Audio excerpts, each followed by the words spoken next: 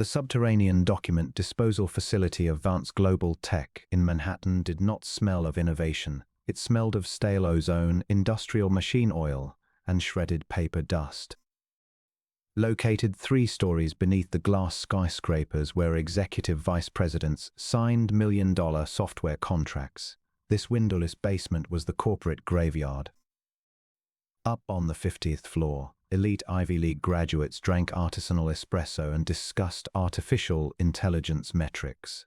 Down here, the air was a suffocating mist of grey dust, heavy mechanical friction, and the deafening roar of industrial paper shredders.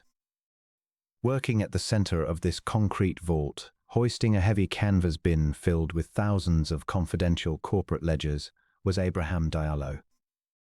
Abraham was a 55-year-old black man who carried the massive, immovable build of a longshoreman. His dark skin was lined with the deep, weathered creases of a life spent doing the hard labor that corporate offices preferred to keep invisible. Tonight, he wore a faded, grease-stained grey maintenance uniform with a silver name tag that simply read, Facilities, Diallo. His massive, calloused hands were covered in thick protective rubber gloves as he fed bundles of paper into the steel jaws of the shredder. To the sleek marketing executives and arrogant analysts upstairs, Abraham was nothing more than a ghost in the basement, an uneducated immigrant laborer hired to destroy the waste of the elite for minimum wage. But the corporate hierarchy was a fragile illusion built on cheap spreadsheets. 12 years ago, Abraham Diallo did not wear a stained maintenance uniform. He was known within the absolute highest circles of global venture capital as the sovereign architect, the anonymous, multi-billion-dollar founder who owned the master holding deeds to Vance Global Tech itself. He was a financial titan whose private capital built the very infrastructure of the tech sector. But when his wife passed away and his brilliant daughter, Naomi, graduated top of her class with a degree in corporate forensic accounting, Abraham made a choice. Naomi did not want her father to buy her a corporate seat. She wanted to earn her place on merit, entering the firm as a junior data analyst. To protect his daughter from the predatory, toxic wolves of corporate politics without compromising her independence, Abraham buried his executive profile, assumed a falsified identity as a low-wage janitor, and took the lowest job in his own skyscraper. "Father," a soft, trembling voice called out over the mechanical grinding of the paper shredder. Abraham immediately cut the power to the machine. The deafening roar died into a heavy silence. He pulled off his dusty safety goggles, his stern, weathered face instantly melting into a look of profound, unconditional protective warmth. Standing at the entrance of the shredder pit was Naomi. She was a brilliant 23-year-old black woman, wearing a sharp but inexpensive corporate blazer. Her eyes, usually bright with mathematical intellect, were red-rimmed and filled with tears. She held a black encrypted data terminal against her chest like a shield, her knuckles white with tension. She had been working 80-hour weeks for 3 months, auditing the high-risk offshore portfolios while the senior management took the credit. "Naomi," Abraham said, his deep, rumbling baritone dropped into a gentle whisper as he stepped forward, his massive frame blocking her from the security cameras. "What happened upstairs, baby girl?" "It's the Q3 sovereign audit, father," Naomi choked out, her voice cracking with pure exhaustion. "I found it. I traced the capital flight."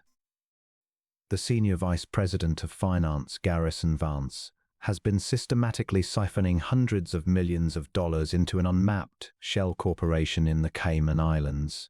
He's framing the junior analytics team for the discrepancy.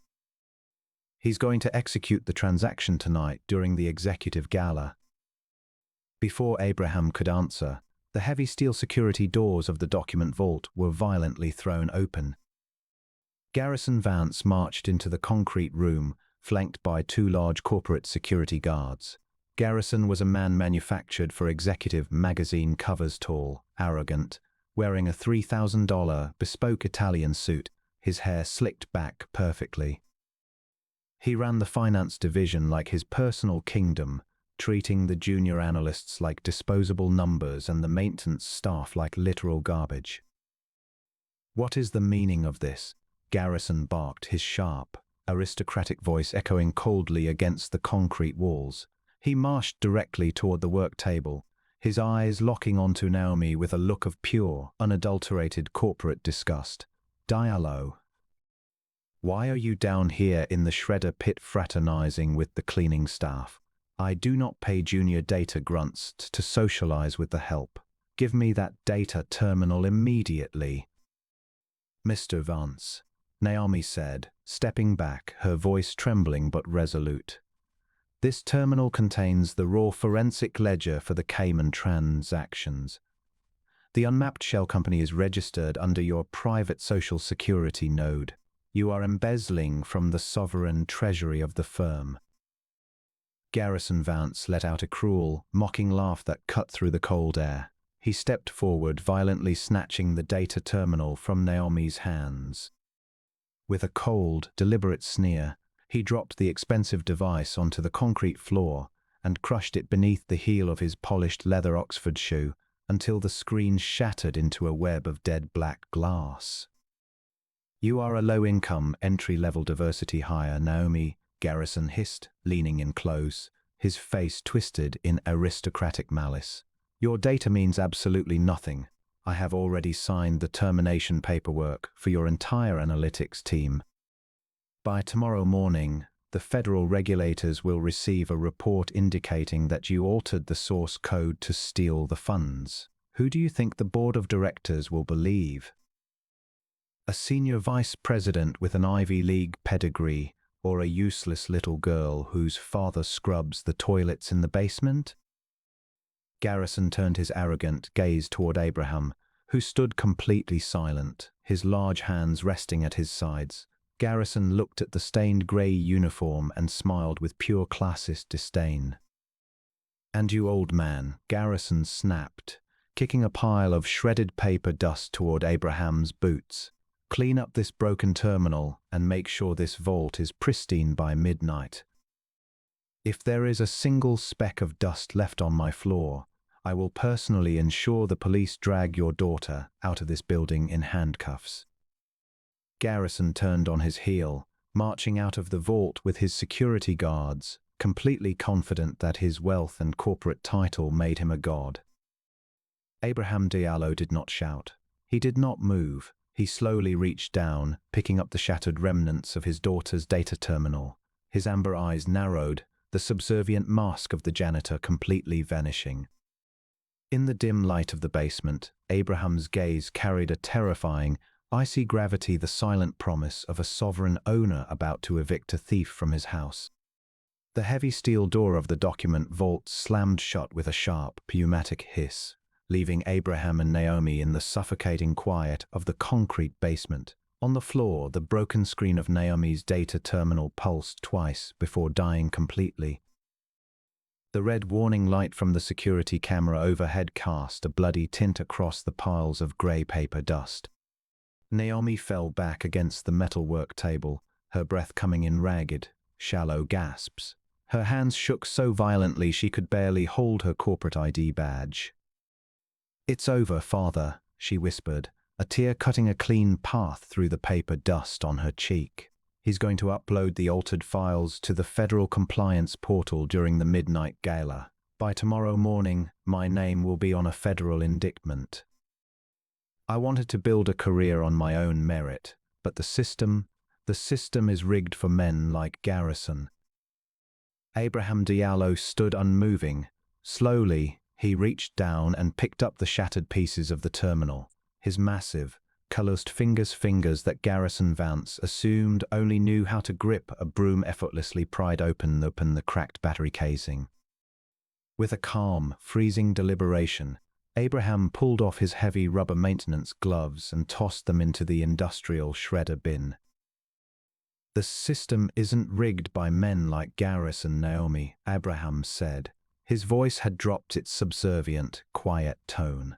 It was a deep, rumbling baritone that carried the physical gravity of an avalanche. "Garrison is just a tenant who thinks he owns the mountain because he painted the front door." Abraham walked over to the main electrical breaker box mounted on the concrete wall. He didn't use a maintenance key. Instead, he pressed his thumb against the hidden biometric scanner concealed beneath the high-voltage warning label. The scanner chimed, flashing a soft, sapphire blue.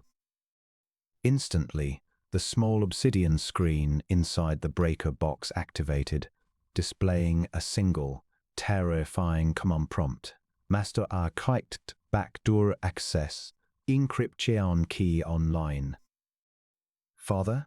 Naomi gasped, her breath catching in her throat as she watched the janitor interface with a military-grade corporate security matrix.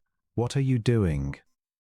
12 years ago, before you took your first accounting class, I wrote the foundational operating code for this entire enterprise. Abraham murmured, his amber eyes locked onto the scrolling green text. Garrison Vance thinks he deleted your forensic ledger. He doesn't realize that every byte of data created in this skyscraper passes through a mirror node in this basement first. Abraham connected a sleek, silver data drive to the terminal. Within 3 seconds, the deleted files, the unedited, raw transaction histories detailing Garrison's $100 million embezzlement scheme reappeared on the monitor, glowing with pristine clarity. He wanted a sacrifice for his midnight gala, Abraham said, his face an unreadable mask of cold, calculated execution. We are going to give him an audit. Up on the 50th floor, the elite world was celebrating. The grand ballroom was a sea of black tuxedos and diamond necklaces. Garrison Vance stood at the center of the room, sipping a glass of vintage champagne, completely unaware that the man cleaning his floor was about to pull the foundation out from under his feet. The 50th floor of the Vance Global Tech skyscraper was a glass cathedral suspended in the Manhattan sky. Ice sculptures melted slowly under violet neon lights, while a jazz quartet played softly for the gathering of Wall Street billionaires and tech executives. Everyone was waiting for the stroke of midnight, the precise moment Senior Vice President Garrison Vance would officially launch the new sovereign AI compliance matrix, a multi-billion-dollar platform designed to regulate international capital. Garrison stood near the floor-to-ceiling glass windows, a glass of crystal-clear champagne resting casually between his fingers. He smiled warmly as a group of European investors offered their congratulations. The architecture is flawless, Garrison lied smoothly, his voice dripping with elite Ivy League confidence. We have eliminated all internal vulnerabilities. By midnight, our transaction channels will be completely absolute. As he spoke, his private smartphone buzzed inside his tailored tuxedo jacket. He pulled it out, checking the automated upload status. The progress bar read 98%. The forged forensic report, the one that pinned his $100 million embezzlement scheme entirely on Naomi Diallo's entry-level analytics team, was moments away from being burned into the federal compliance database. Garrison sneered, a small, triumphant twitch touching the corner of his lips. By tomorrow morning, the little girl from the slums would be history, and his Cayman Island accounts would be untouchable. Suddenly, the jazz music stopped. The crisp, high-definition sound system did not stutter. It died into an absolute, chilling silence. At the exact same microsecond, the massive, 80-foot panoramic digital display wall behind the main bar, which had been looping a glossy corporate promotional video, flickered violently. The vibrant marketing graphics collapsed into a single, stark command line. "What is the meaning of this?" Chairman Arthur Pendleton demanded, stepping away from the buffet line, his brow furrowing as his personal tablet suddenly turned black. "Garrison, is this a scheduled system test for the presentation?" "No, Chairman," Garrison stammered, his polished composure slipping for a fraction of a second as he tapped furiously at his phone screen. His device was completely bricked, displaying nothing but a pulsing sapphire blue logo of a master compass, the ancient, long-dormant crest of the firm's anonymous founding architect.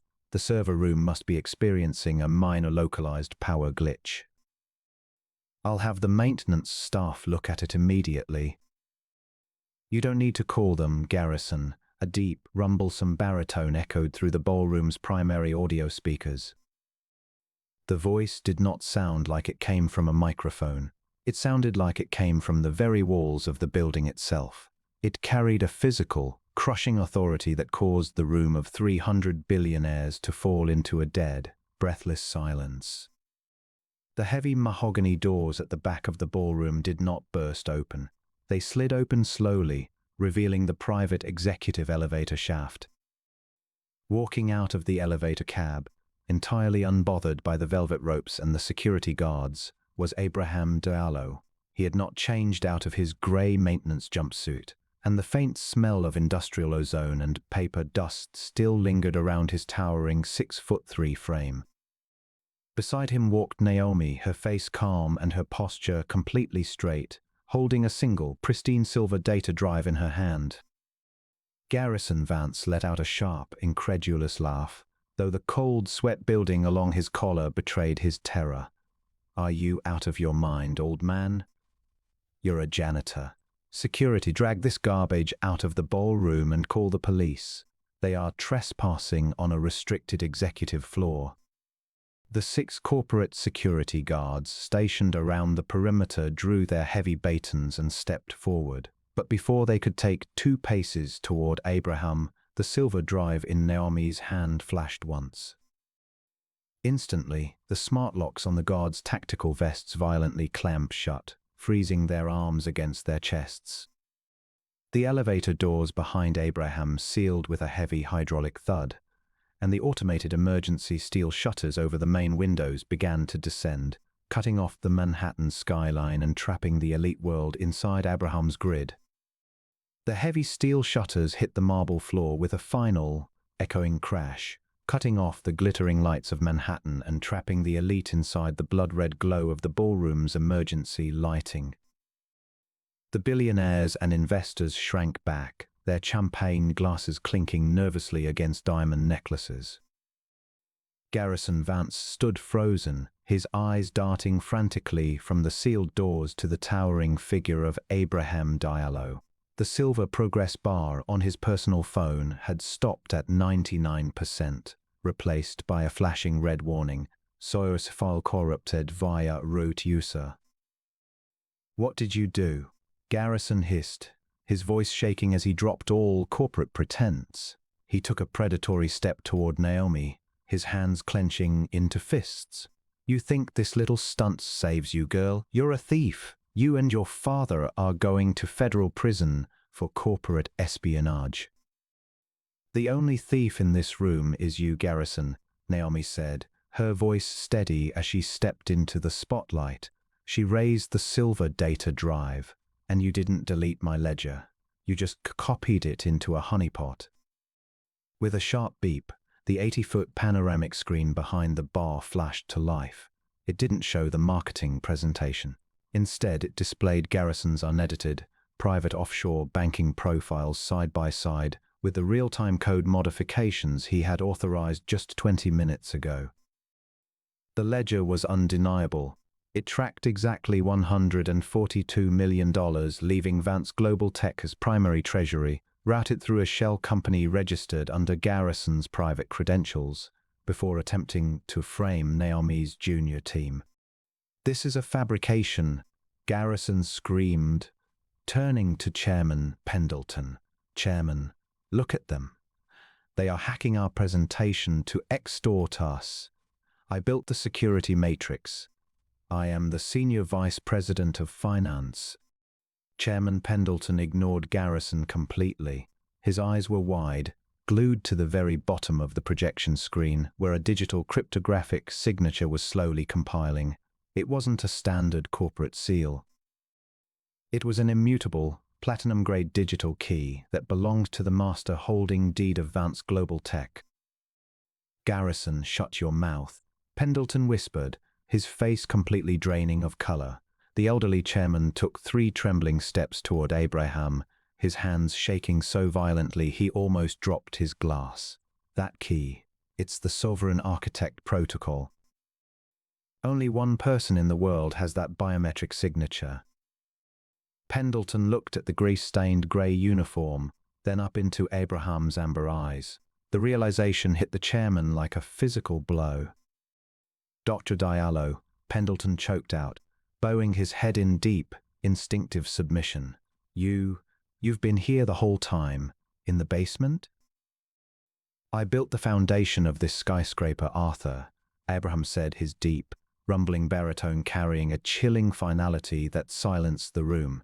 He stepped forward, his massive frame completely eclipsing Garrison's light.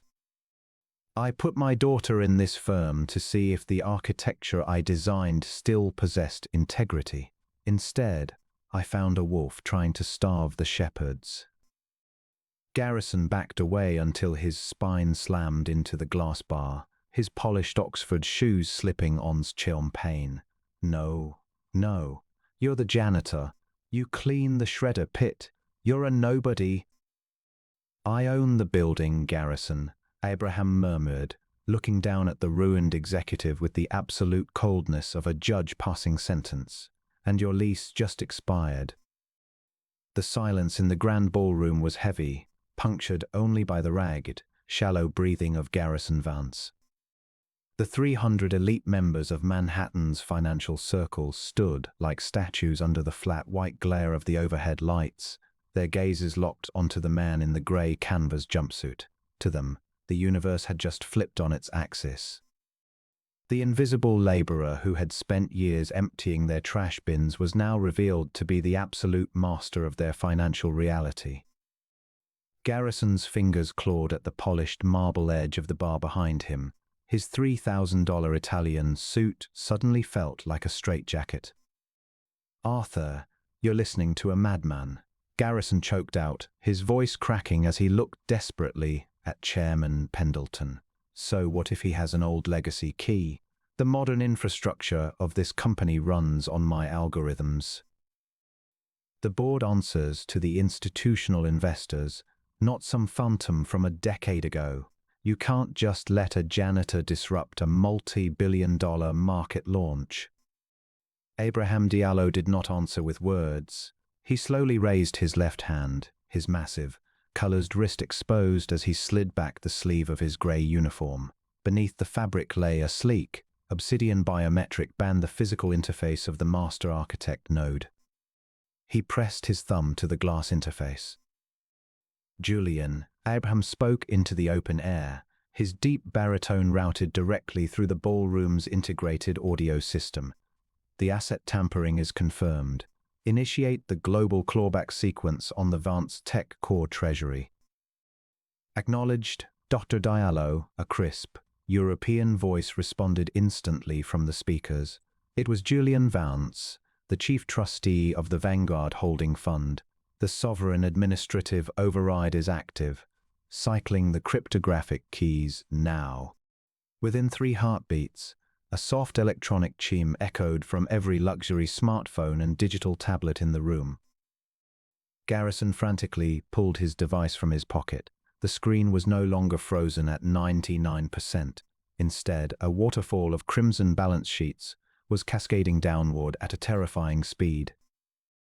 The $142 million he had meticulously routed through the Antwerp and Cayman shell companies didn't just stop moving, it was being violently extracted. What is this? Garrison whispered, his eyes widening in pure, unadulterated horror as he watched the digital numbers dissolve. My private accounts, my offshore equity certificates, they're dropping to zero. You spent 5 years studying my ledger, Garrison, but you never learned how to read the soil, Naomi said, stepping forward beside her father. Her gaze was steady, devoid of the fear she had carried in the basement. Every shell company you bought was hosted on a cloud server owned by Vanguard Private Equity. You didn't hide your money in the Cayman Islands. You put it in my father's vault. The board of directors is already convening online, Dr. Diallo. Julian's voice reported over the audio system. Garrison Vance's shares have been legally cancelled under the corporate treason clause of the 2014 charter. His executive credentials are dead. Garrison's phone slipped from his hand, shattering against the marble floor. He looked up at Abraham, his face an ash-grey mask of absolute ruin. The corporate predator who had ruled the 50-floor skyscraper with a simple stroke of a pen had been completely neutralized in less than 2 minutes, stripped of his wealth, his title, and his noble reputation by the very man he had told to clean the floor. The crimson data waterfall on the panoramic display wall slowed to a halt, leaving a single, bold number blinking in the center of the screen, $0. Garrison Vance stared at the digit as if looking into an open grave. His breathing came in thin, ragged whistles, his manicured hands trembling against the velvet ropes.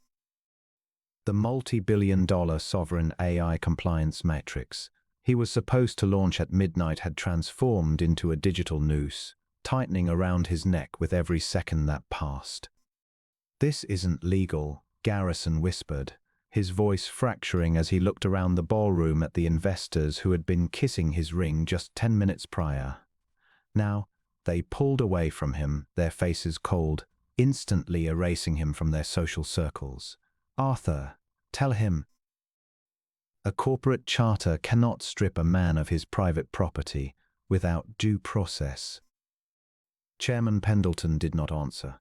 He stood with his head bowed, his hands clasped tightly in front of his tuxedo, refusing to even make eye contact with the fallen executive. Abraham Diallo stepped forward, his massive 6'3" frame cutting off the light from the chandeliers, casting Garrison into a cold, dark shadow.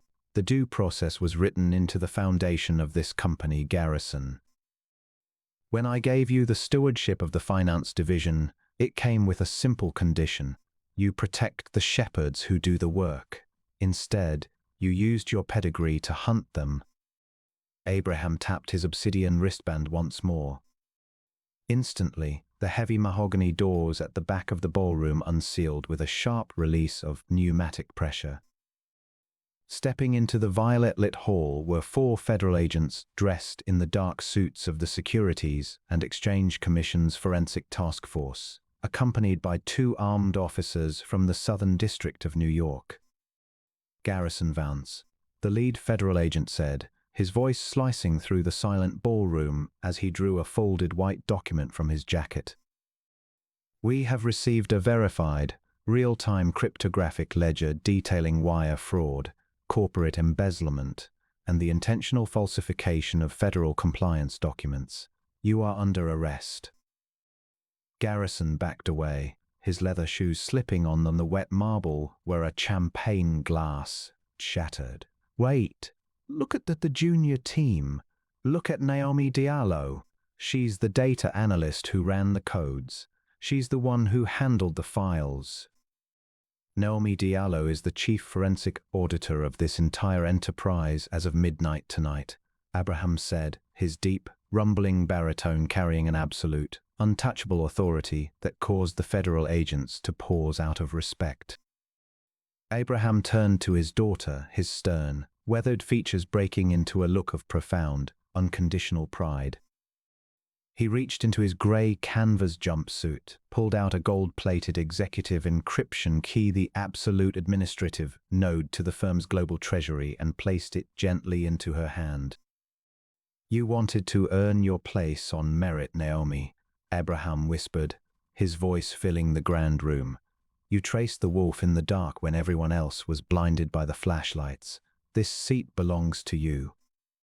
Garrison felt his knees completely give way as the police officers stepped past the frozen billionaires, their heavy steel handcuffs clicking loudly as they secured his wrists behind his back.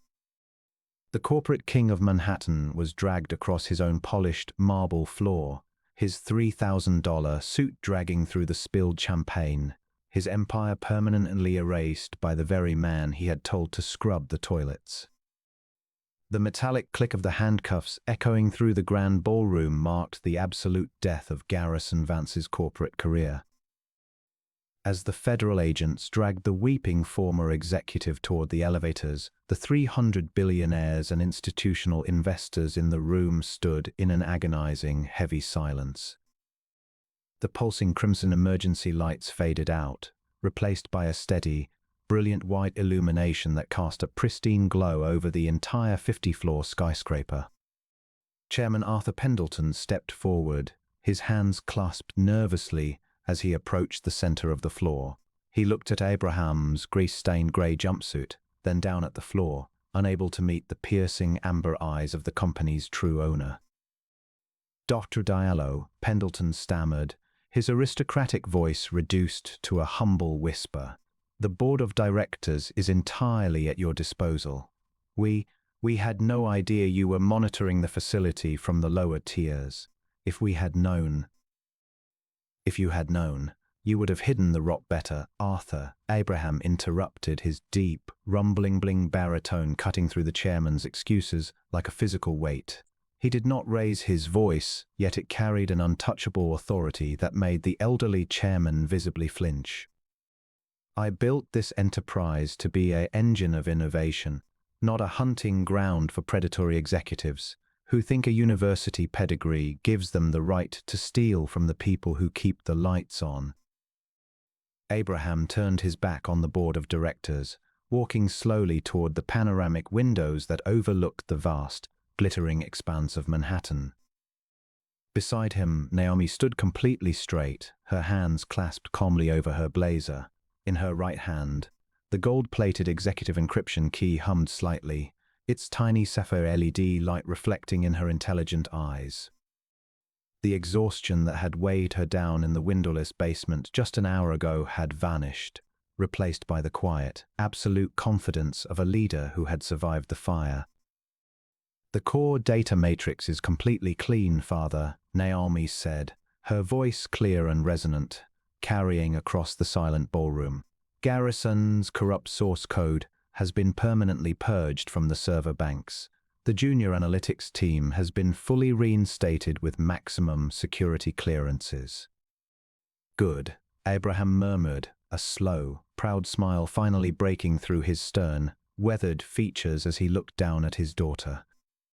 "For 5 years, I watched you work 80-hour weeks in the cubicles, refusing to use my name, wanting to prove that truth could survive in this place without a safety net. Tonight, you proved it." He reached out, his massive, closed hand resting gently on her shoulder, the hand of a janitor who had swept the floors, and the hand of a titan who owned the sky. "The 50-floor tower is yours, Naomi," Abraham whispered. "Show them how an honest architect runs the ledger."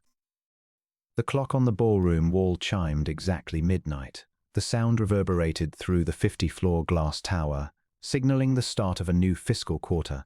But for everyone standing inside the penthouse of Vance Global Tech, it signaled a completely new era.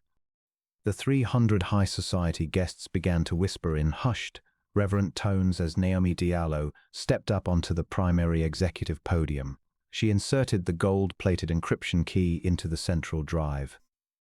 Instantly, the 80-foot panoramic screen behind her flashed with a brilliant, spotless emerald matrix. The artificial intelligence platform did not launch with Garrison's forged metrics. It initialized with Naomi's raw, unaltered, and mathematically perfect forensic ledger. The architecture of this firm will no longer be measured by the heights of its executive suites. Naomi spoke clearly into the microphone, her voice carrying an absolute, untouchable authority that echoed down the corridors of the skyscraper. "From this night onward, the ledger is transparent. Every asset, every transaction, and every contract will be judged by the integrity of the work from the penthouse to the basement." Chairman Pendleton and the remaining board members bowed their heads in deep, silent submission, clapping softly before the applause rippled out across the entire room of investors. Abraham Diallo stood at the very edge of the ballroom, melting back into the shadows near the executive elevator. He looked down at his faded grey maintenance uniform, then up at his daughter standing beneath the brilliant white spotlight of the corporate world. His work was finished. The wolf had been dragged away in chains, the foundation had been secured, and his daughter had claimed her rightful throne entirely on her own merit. With a quiet, satisfied smile, The billionaire janitor turned on his heel and stepped into the private elevator cab. As the heavy mahogany doors slid shut, sealing out the noise of the elite gala, Abraham pressed the button for the third subterranean level. The elevator descended smoothly into the dark. Down in the windowless basement, the industrial paper shredders were silent, the concrete floors were pristine, and the air smelled of a clean slate. The master architect had balanced the corporate ledger. The skyscraper was safe,